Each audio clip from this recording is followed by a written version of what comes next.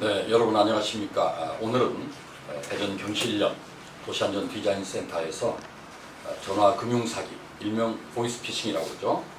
이것에 대한 피해와 예방 방법에 대해서 관계 전문가들과 논의를 하도록 하겠습니다. 먼저 오늘 나오신 분들을 소개해드리면 제 왼쪽부터 소개해드리는데 대전대학교 경찰학과의 임창호 교수님 나오셨습니다. 네, 고맙습니다. 그리고 대전세종연구원의 이영복 박사 나오셨습니다. 고맙습니다. 그리고 대전경실련 도시안디자인센터의 전화금융사기 대책위원장이신 김동섭 전 시의원 나오셨습니다. 반갑습니다. 그리고 대전경실련의 사무처장이신 이광진 처장님 나오셨습니다. 네, 안녕하십니까. 최근에 대전에서 대규모 전화금융 사기가 벌어졌고요. 또 요즘 모 대학에서, 대전의 모 대학에서 여학생이 검찰 수사관을 사칭한 사람으로부터 보이스피싱을 당해서 상당히 안타까움을 더하고 있습니다. 아마 그 수사관이 가짜 사이트를 만들어 놓고 학생을 유도해서 문화상품권을 구입하게 하고 피해자라는 걸 입증하기 위해서 일련 번호를 찍어 보내라 해가지고 150여만 원 상당의 피해를 입었다고 합니다. 이런 것처럼 요즘은 나이 든 분뿐 아니라 젊은 사람들마저도 보이스피싱의 사기 대상자가 되고 있기 때문에 상당한 그 경각심을 우리가 널리 알려야 되겠다는 차원에서 오늘 이 자리를 만들었습니다. 먼저 그러면 보이스피싱이 뭐냐, 또 사총사라고 하는 일종의 스미싱, 또 파밍, 메모리 패킹 뭐 이런 것들이 있는데 이런 부분을 최근에 연구를 하신 이영복 박사가 좀 소개를 해주시도록 부탁드리겠습니다. 예, 그 보이스피싱은 대한민국에서 2006년 5월에 처음 발생을 했습니다. 원래 이제 대만에서 2003년에 처음 발생을 했고요. 그것이 또 2004년에 일본으로 넘어가서 많은 피해를 봤습니다. 보이스피싱은 타인의 재산을 편취하는 사기 범죄의 하나로서 전기통신수단을 이용한 비대범죄라고 할 수가 있습니다. 아마 여러분도 아시겠지만 전화금융사기의 대표적인 것이 보이스피싱이라고 알고 계시죠. 근데 유사하게 여러 가지로 분류를 하고 있습니다. 설명을 드리면 스미싱이라는 게 있습니다. 스미싱이라는 건 이제 문자와 일종의 피싱의 조화가 된 언어인데요. 그래서 아마 여러분들도 아마 그 핸드폰으로 무슨 무료 쿠폰이 도달했습니다라고 뭐 이런 게 받으실 겁니다. 근데 그걸 누르는 순간이면 이제 악성 코드가 감염된다든가 뭐 최근에 문제 시시되는 그런 것들이 이제 스미싱이라고 하고요. 그다음 이제 파밍이라는 거는 이제 악성 코드가 PC에 감염돼서 자기의 정보가 누출되는 그런 것들이 이제 파밍이라고 하고요. 그다음 이제 피싱은 개인정보와 낚시의 합성어로서, 그러니까 일반적으로 저희가 받는 그런 보이스피싱에서 정보가 유출되는 그런 형태입니다.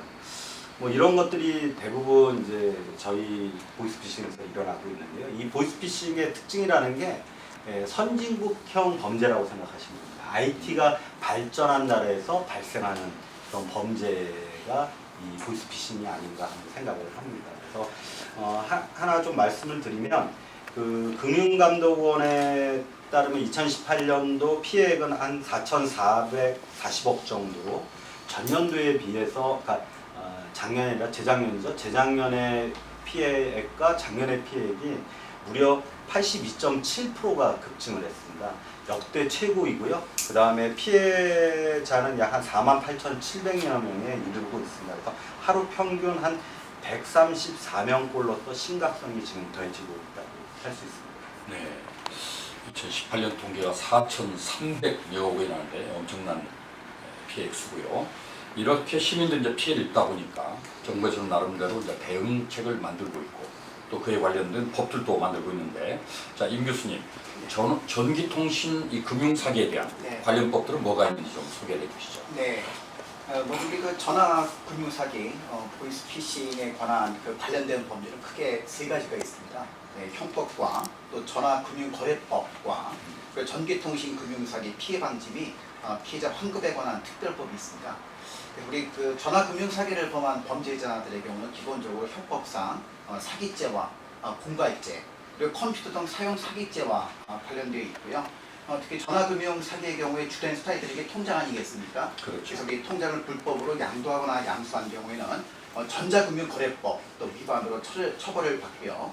또 2011년에는 이런 전화금융 사기의 심각성으로 인해서 또 피해를 최소화시키기 위해서 전기통신금융사기 피해 방지 및 피해자 환급에 관한 특별법이 제정이 되고 또 범죄 수법이 규모화됨으로 인해서 또 2014년의 경우는 이런 법률도 개정을 해서요. 뭐 이용자 계좌에 대한 임시 조치라든가 또 지급 정지에 관한 근거 규정을 만들고요. 또 시민들의 신고를 활성화시키기 위해서 신고 포상금 제도를 마련한 바가 있습니다. 네, 그럼 임 교수님 이런 보이스피싱의 그 접근 방법들이 좀 다양할 텐데 그 유형이나 특징을 좀 몇 가지만 소개해 주시죠. 네, 지금까지 발생한 전화금융 사기의 그 주된 유형은 크게 두 가지입니다. 첫 번째는 대출 빙자 사기형이고요. 두 번째는 정부기관 사칭형입니다. 첫 번째 대출 빙자 사기형은요, 신규 대출이라든가 또 저금리로 전환 대출을 해주겠다라고 유혹을 하게 되면요, 40, 50대 남자들의 경우는 쉽게 넘어가거든요. 그 결과 대출금이라든가 수수료를 편취하는 그런 대출 빙자 사기형이 또 있고요. 두 번째로서는 정부기관 사칭형이라고 말씀드렸지 않습니까? 검찰이라든가 경찰, 금융감독원 등을 사칭하거나 또 SNS, 또 메신저 등을 통해서 이러한 좀 기망을 하는 거죠. 또 각종 금융기관 직원으로 가장을 해서 금전 등을 편취하는 이러한 수법이 주로 발생하고 있습니다. 네, 저도 최근에 제 핸드폰에 해외에서 57만 6천을 결제했다라고 이렇게 떴길래 궁금해 둘러볼까 하다가 이제 누르지 않고 제가 잘 보관하고 있습니다. 이것도 일종의 신종 수법 같아요. 그래서 우리 김동석 전 의원은 조례도 만들고 그랬는데 네. 최근에 그 진화된 신종 수법들 혹시 알고 계시면 좀 소개해 주시죠. 예. 좀 전에 이제 이용 박사가 우리나라에 처음으로 그 보이스피싱 사례가 2006년도에 처음으로 발생했다고 했었는데요.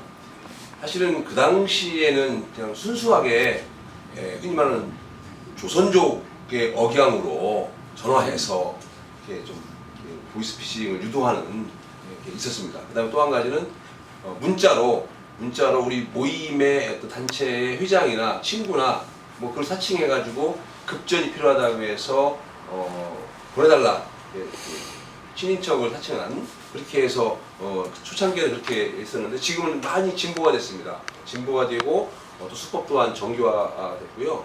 요즘은 어떤 경우가 있냐면 대포통장을 이제 확보하기가 좀 어렵다 보니까 관계당국에서 많은 규제도 하고 이렇게 하다 보니까 대포통장을 확보할 수가 좀 어려웠습니다. 어려우니까 이제는 대면해서 돈을 편취해가는 방법들이 있습니다. 제가 뭐 아까 좀 전에 임 교수께서 말씀하셨던 그 기관사치, 경찰이나 검찰 또는 금융감독원, 은행 등등을 사칭을 해서 취약한 사람들한테 전화를 해서 그 돈을 어디에다가 숨겨놔야 된다든가 어디에다 보관해야 된다든가 그렇게 해서 그 보관하게끔 해놓고 가서 바로 편취하는 그런 수법들도 진화가 되고 있고요. 또 한 가지는 불과 얼마 전에 보이스피싱인 줄 알고 이제 끊었답니다. 이렇게 뭐라고 좀 욕을 하면서 끊었나 봐요. 그러니까 그 보이스피싱 벌었던 그 범죄자가 어떤 기관으로 전화를 해가지고 그 전화번호에 있는 그 당사자 사람한테 시민한테 해코지를 하는 그런 경우도 있었다는 보도가 있었습니다. 그렇듯이 나날이 지금 진화하고 있고 발전하고 있습니다. 그 전에 제가 또 그런 설명을 드리면요.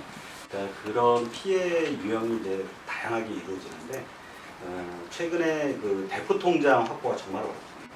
그래서 대전에 이제 당한 사례를 이제 저도 인터뷰를 한 적이 있는데 어떤 케이스였냐면 굉장히 이제 경제적으로 좀 힘들었던 그 영세 사업자입니다. 영세 사업자인데 그 전화가 와서 얘기를 하는 게 뭐 저금리로 돈을 빌려주겠다. 그러니까 이제 그러냐? 근데 그쪽에서는 그런 마이너스 통장을 하나 만들어라, 개설해라. 그러면 본인들이 그 통장 안에다가 돈을 넣었다 뺐다 하면서 당신의 신용도를 높이겠다. 그러니까 비밀번호까지 다 가르쳐 준 상태였죠. 그래서 이제 그 사람은 전혀 그 말을 신뢰하고 대포통장을 만들어서 대포통장이 자기 통장을 만들어서 비밀번호까지 다 넘겨준 상태. 근데 어느 날 갑자기 돈이 오고 가는 것까지는 자기는 뭐 믿고 있었는데 금융감독원에서 전화가 와서 당신이 보이스피싱에 가담하고 있었다 라고 해서 결국은 가해자도 아니고 사실 피해자도 아닙니다.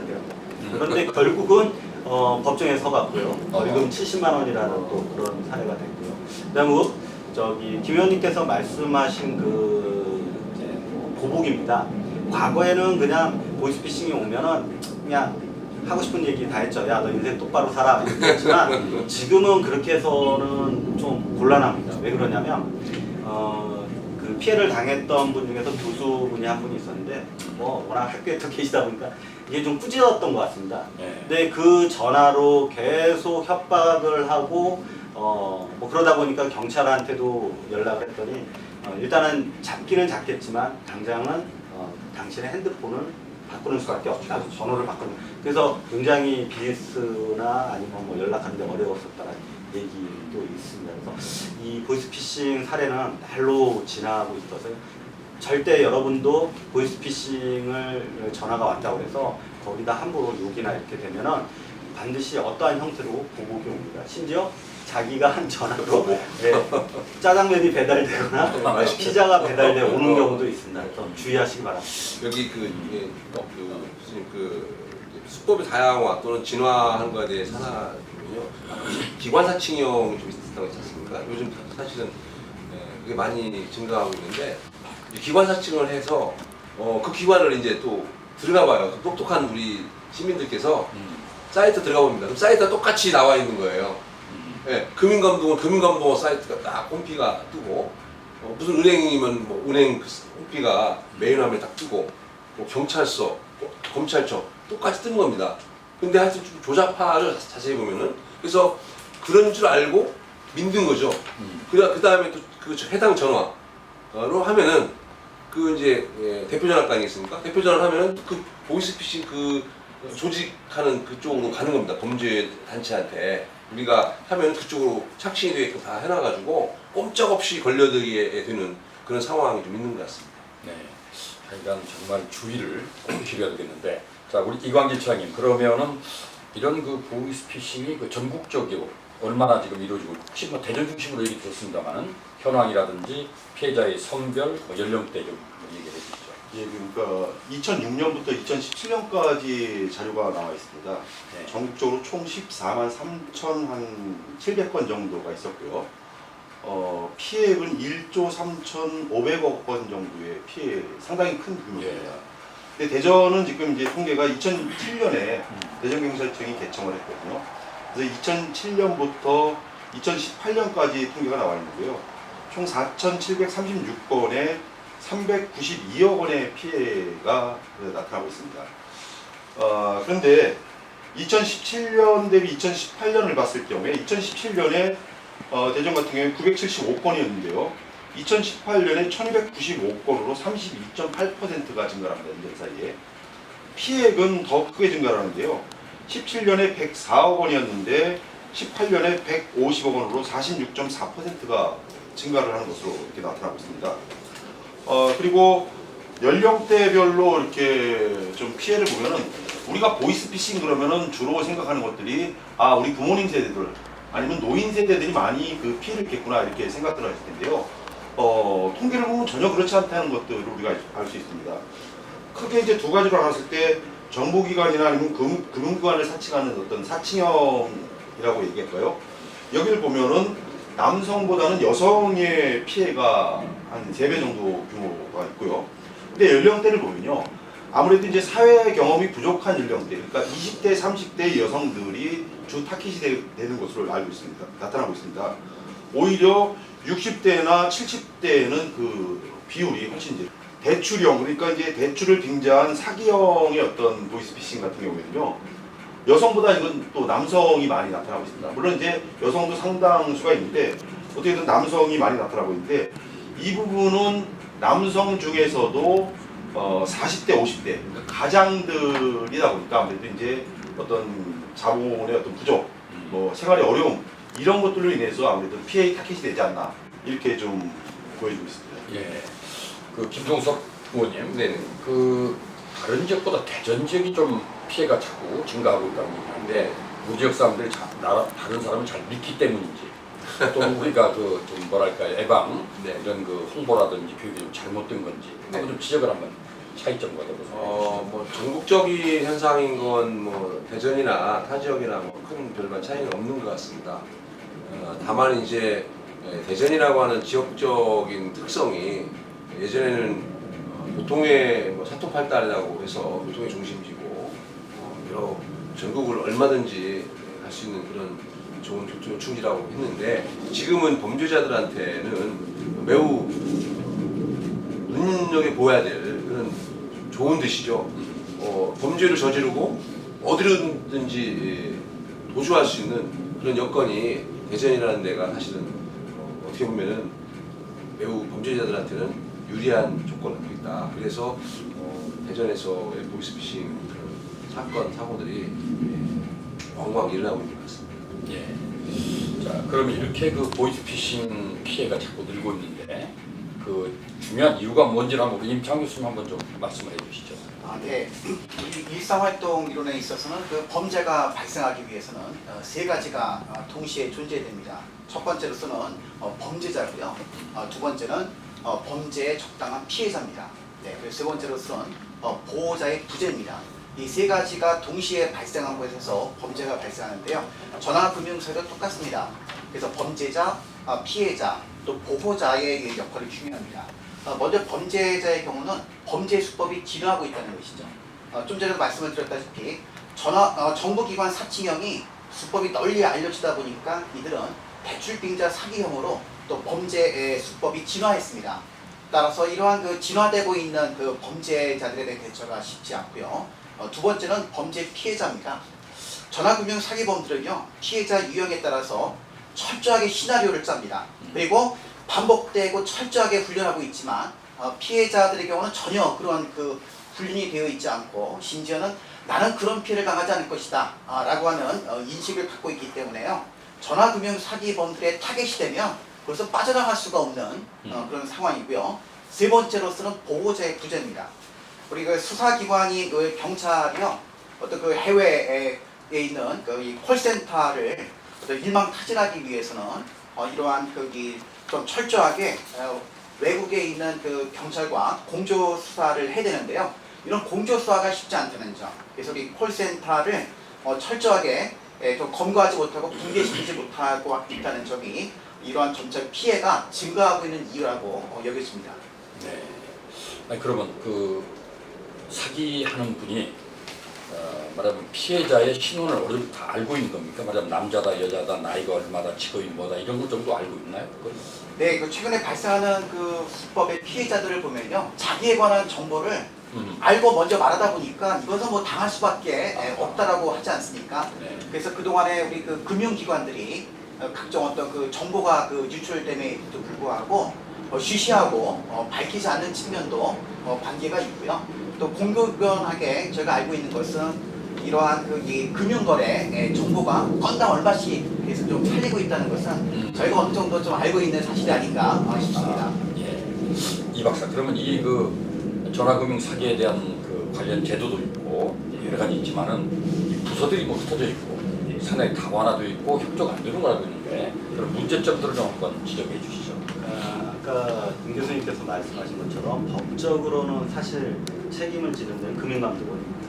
금융감독원이 일단은 책임을 지고 있는데 현장에선 사실 경찰들이 많은 활동을 하고 있죠. 근데 그 경찰뿐만 아니라 이제 법무부의 중법지원센터라는 데서 예전에 보호관찰소죠. 근데 그쪽에서도 예방 교육을 하고 있습니다. 결국은 뭐냐면 이 좀 협업, 예를 들어 대전에 많은 동들이 있는데 이거를 행정에서, 그러니까 대전시청에서 한 동도 빠지지 않게 교육을 쭉 하면 되는데 이게 행정이 하는 게 아니고 뭐 금융감독원이 한다든가 법무부의 중법지원센터에서 하다 보면 전화를 걸어서 이 보이스피싱 예방 교육을 하시겠습니까? 라고 얘기하면 예 하겠습니다라고. 근데 이게 쉽게 그 교육을 받겠다라는 도움은 또 쉽게 받아요. 근데 그렇지 않은 도움은 에이 우리는 그거 됐어요. 그러다 보면 교육을 주로 받는 동은 계속 받는 거고 안 받는 동은 결국 안 받아서 구멍이 많이 나는 거죠. 그래서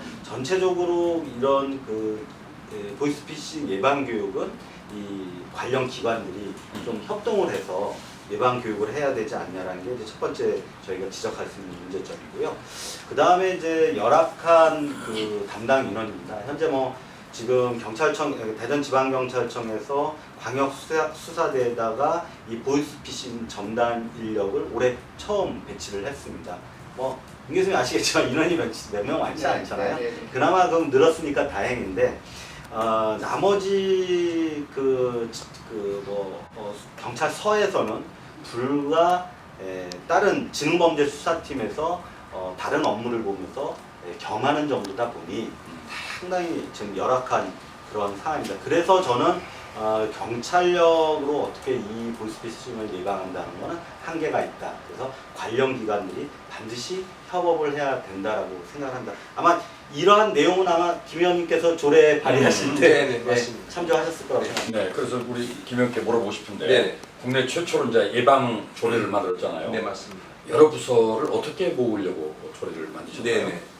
좀 전에 이 박사가 잠깐 말씀을 드렸습니다만은 현재 우리나라 또는 우리 대전 각 관련 기관에서 보이스피싱 예방을 위한 홍보 교육을 하고 있습니다.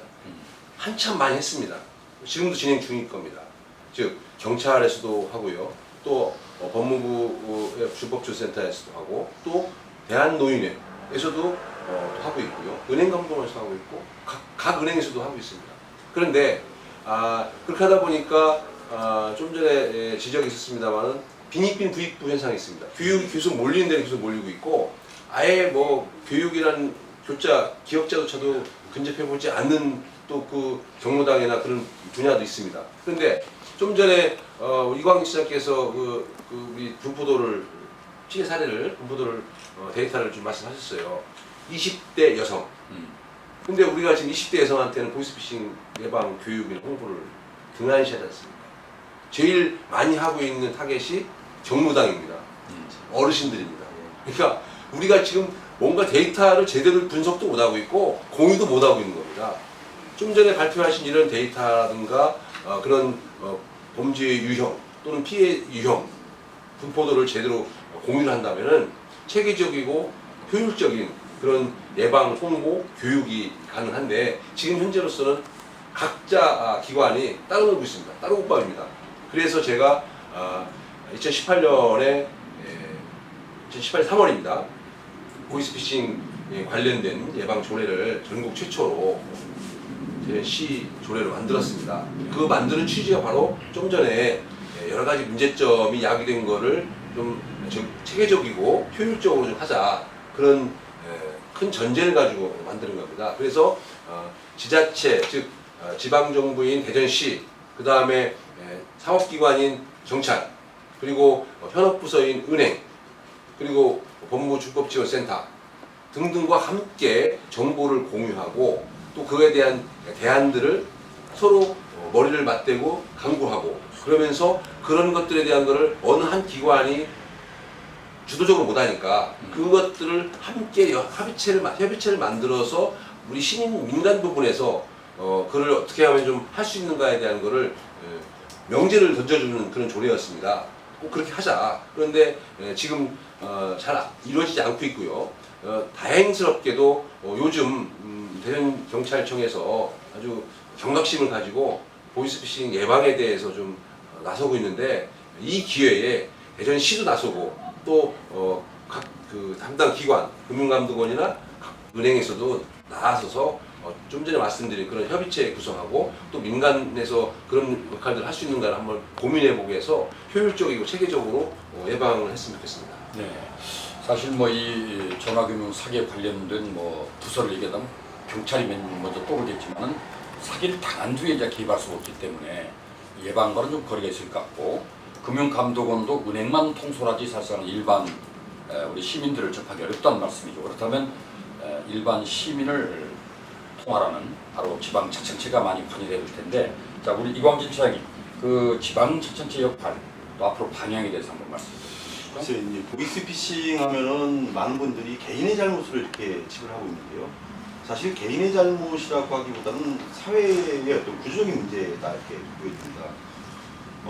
예를 든다면은 개인정보 유출 앞에서 이제 말씀하셨지만 유출들이 끊임없이 이루어지고 있고요. 또 정보통신망의 어떤 허점들을 이용한 불법 행위들이 지속적으로 나타나고 있거든요. 이거를 개인의 잘못으로 몰아가는 건 문제가 있다. 그래서 다양한 민간 협력들이 좀 필요하지 않냐 하는 제 생각이고요. 특히 여러 곳으로 지금 나뉘어져서 모든 프로그램들이 진행이 되고 있어요. 이 따로 국밥처럼 따로 놀고 있는데요.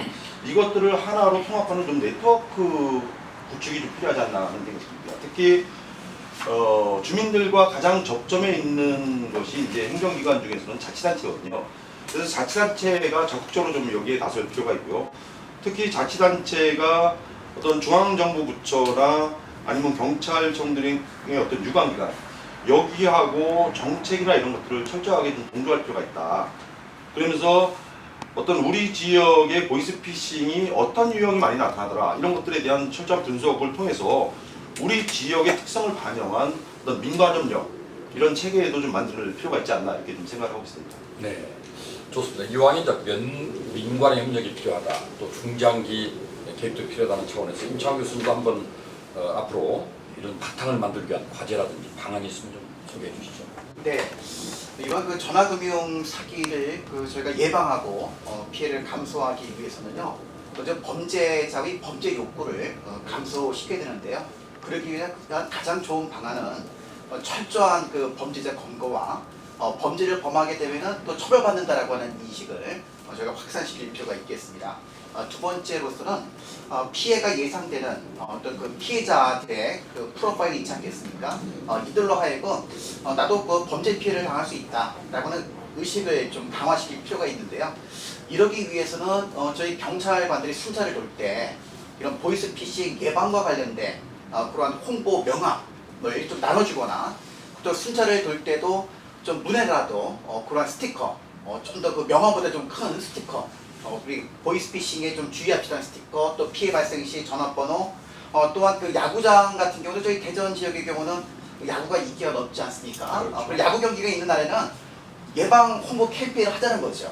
네, 그러한 실질적인 것이 있다면 우리 그 피해자들이 나도 피해를 당할 수 있구나라는 인식을 확산시킬 수 있지 않을까 싶고요. 마지막으로 갑자기 피해 예방 지원 협의회가 명시가 되어져 있습니다. 굉장히 훌륭한 거버넌스 그 시스템인데요.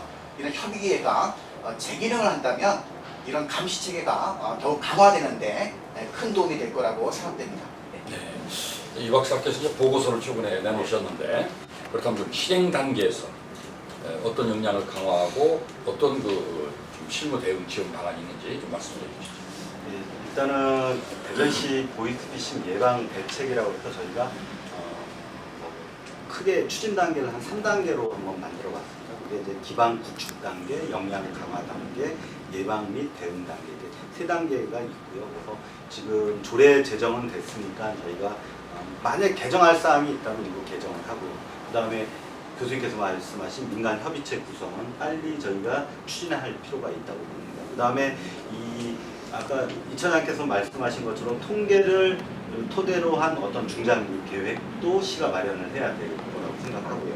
그 다음에 이제 역량 강화 단계에서는 사실 모니터링 및 이런 그 전파 체계가 또 확립되지 않으면 사실 문제가 있다고 봅니다. 그 다음에 실무 대응 지원 방안 마련도 해야 된다. 그래서 이 실무 지원이라는 게 뭐냐면 그 은행 창구원들이 그 진짜 앞에서 실무를 담당하는 그런 분들에게 좀 더 많은 그 교육과 그런 뭐 프로세스가 필요하지 않나라고 생각하고요. 그 다음에 이제 역량 강화 중에 또 관계기관 협업 강화는 제가 계속 말씀드렸지만 정기적인 어떤 회의를 통해서 우리 대전시에서 발생하는 보이스피싱의 피해를 정확하게 통계화시킬 필요가 있다고 생각합니다. 그 다음 예방 및 대응 단계 아무리 이런 그 기반 구축이나 역량 강화 강화한다 하더라도 가장 중요한 거는 예방 및 대응입니다. 그래서 그런 것들은 이제 일단은 대포 통장 근절에 있어서는 철저하게 저희가 대처를 해야 된다. 그 다음에 아까 의원님께서 말씀하신 것도 맞춤형 교육이죠. 그러니까 젊은 세대들이 당하기 쉬운 그런 교육이 따로 있고요. 그 다음에 연로하신 분들이 받아야 할 교육이 따로 있습니다. 근데 현재는 그 교육이 획일화되다 보니 재미도 사실 없고 잊어버리는 거죠. 그래서 그런 것들이 필요하고, 마지막으로 이제 시민 참여에 대한 증진입니다. 그래서 한 사람의 피해가, 보이스피싱 교회가 한 달 전입니다. 대전에서 1억 7천 정도의 피해가 있었는데요. 1억 7천이면은 굉장히 큰 금액 아닙니까? 그런 큰 금액에 대해서 나도 당할 수 있다라는, 그거를 꼭 시민들이 인지하도록 시민들이 본인도 피해자가 될 수 있다는 인식을 해야 된다. 뭐 이런 식으로 저희가 계획서를 한번 마련해 봤습니다. 네, 이 박사께서는 여러 가지 대응 방안을 실무 잘 말씀했는데 두 가지를 좀 질문을 드리고 싶은데, 우리 김동섭 전 의원께서는 네네. 맞춤형 교육이 매우 중요하다. 예. 또 그리고 데이터베이스를 기반으로 해서 전문화된 교육이 필요하다는 얘기인데 어떤 방안들이 있을까요? 일단은 우리 이제 거버넌스라고 하는 그 우리 협의체를 말씀을 드렸습니다. 조례에도 나와 있는 협의체가 있는데, 지금 가장 우리 피해를 당하는 대전 시민과 밀접한 정부기관, 행정기관은 대전시입니다. 그런데 대전시에서는 보이스피싱 관련된 부서가 모호합니다. 시민안전실이라고 하는 제일 근접할 것 같은 시민안전실이라고 이렇게 있는데 또 거기도 아닌 것 같고요. 또 지금 일자리 경제관과 뭐 해서 그쪽에 관련된 조례 담당하는 과가 있습니다. 또 거기도 긴 것 같은데 또 그쪽 그 부서하고는 또 좀 거리가 좀 있는 것 같고요. 그래서 대전시 자체에서 어느 부서에서 책임을 가지고 할 것인가가 우선 결정이 돼야 한다고 생각합니다.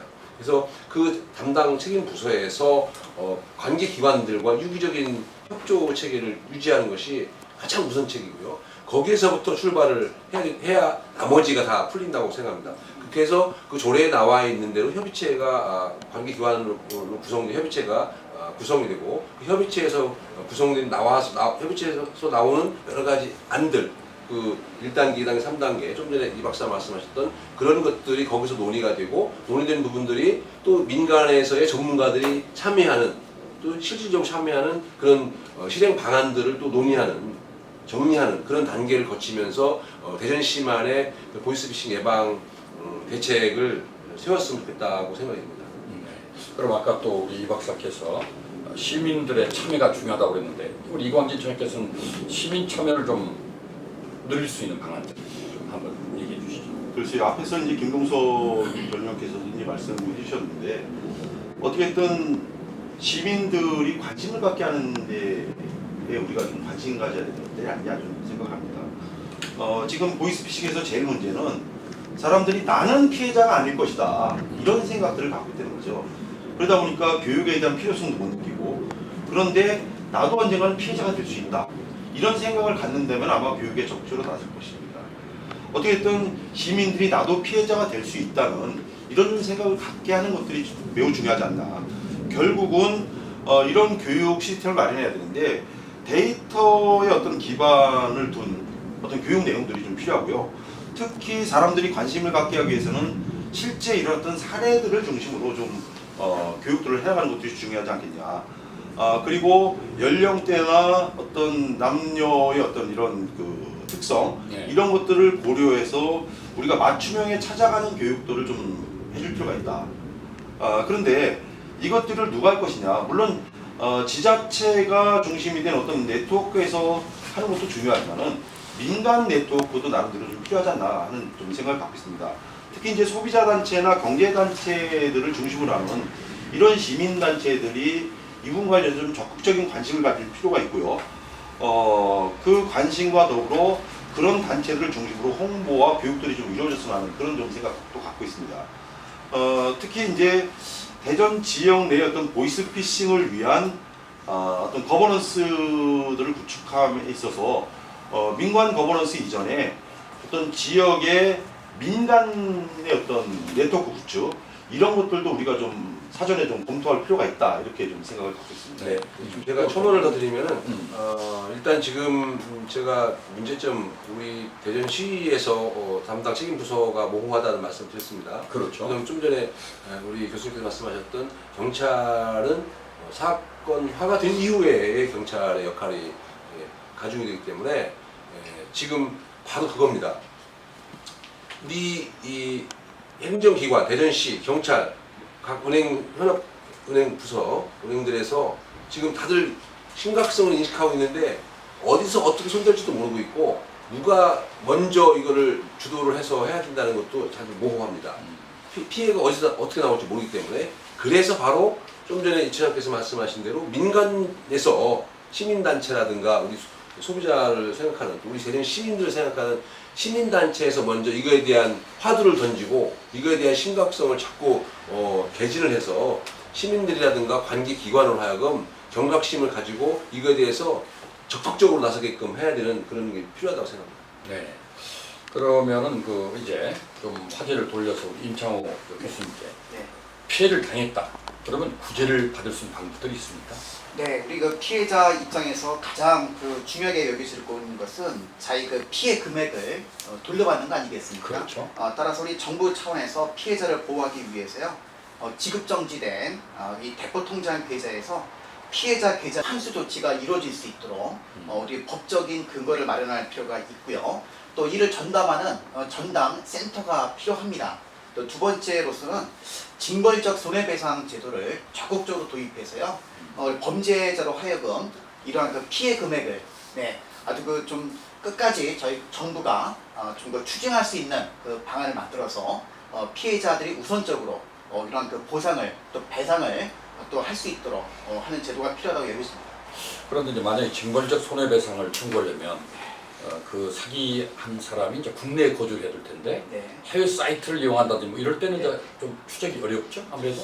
네, 그래서 이제 우리 전화금융 사기범들의 수사에 있어서 가장 중요한 것은 이런 해외의 경찰과의 공조 수사가 아닌가 싶습니다.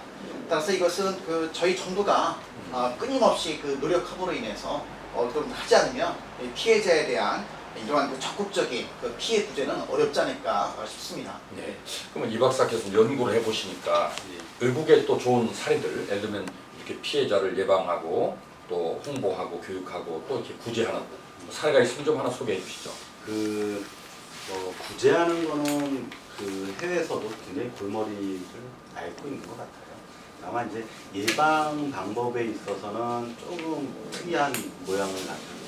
미국 같은 경우는 아예 국가가 주도해서 예방을 많이 하는 형태고요.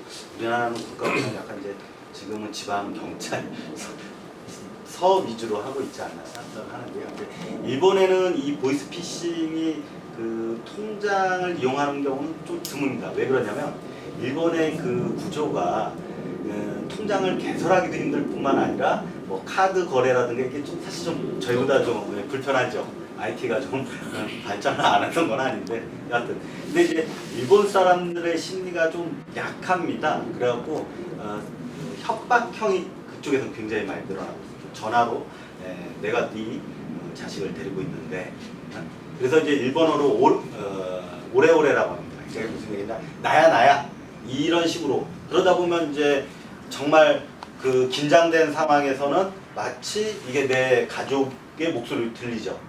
그래서 이제 협박을 당해서 돈을 뺏기는 경우가 일본은 많은데 최근에는 이 사람들의 그런 어떤 목소리를 데이터화 시켜서 알려주거나 이런 거를 적극적으로 예방하는 사례는 일본이 좀 많이 갑니다.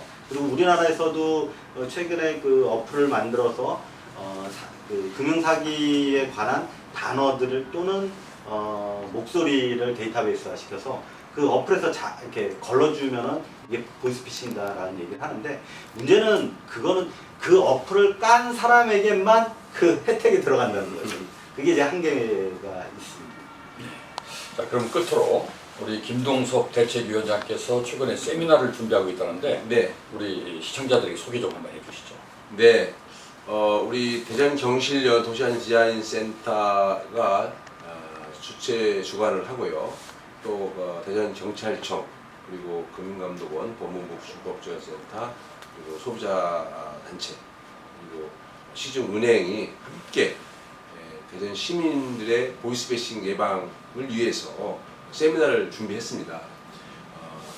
오는 5월 2일 오후 2시 구 충남도청 2층 대회의실에서 관계기관의 보이스피싱 담당 책임자들이 나오셔서 또는 전문가들이 나오셔서 현재 지금 우리가 오늘 대화했던 내용보다 더 진지하고 더 깊은 전문가적인 식견을 가지고 대전 시민들의 보이스피싱 예방을 위해서 또 어떻게 하면 보이스피싱 근절을 위해서 좋은 장을 마련했습니다. 그래서 시민들께서 많이 참여하셔서 피해를 당하지 않으셨으면 좋겠습니다. 네, 방금 소개한 대로 여러분들이 좀 더 깊은 내용을 알고 싶으시면 5월 2일 오후 2시에 구 충남도청 2층에 대회실에 오시면 관계 전문가들이 다 모여있기 때문에 좋은 내용을 들을 수 있을 것 같습니다. 여러분들에게 오늘의 이런 토론도 도움이 됐으면 좋겠고요. 결국은 민관이 힘을 합칠 수밖에 없겠고, 그러기 위해서는 민관 거버넌스를 만들어야겠다는 말씀들을 많이 했고, 시가 주무부서가 없기 때문에 빨리 주무부서 결정해서 그 중심 역할을 해줘야 되겠습니다. 그래서 앞으로 시민들이 주도하고 그리고 행정이 지원하는 그런 새로운 시대의 흐름에 맞게끔 행정이 뒷받침해 주기를 부탁드리면서 오늘 사회를 맡은 저는 대전대학 행정학과의 이창기 교수고 또 도시안전 디자인센터 이사장을 맡고 있습니다. 여러분들 자주 뵙도록 하겠습니다. 고맙습니다.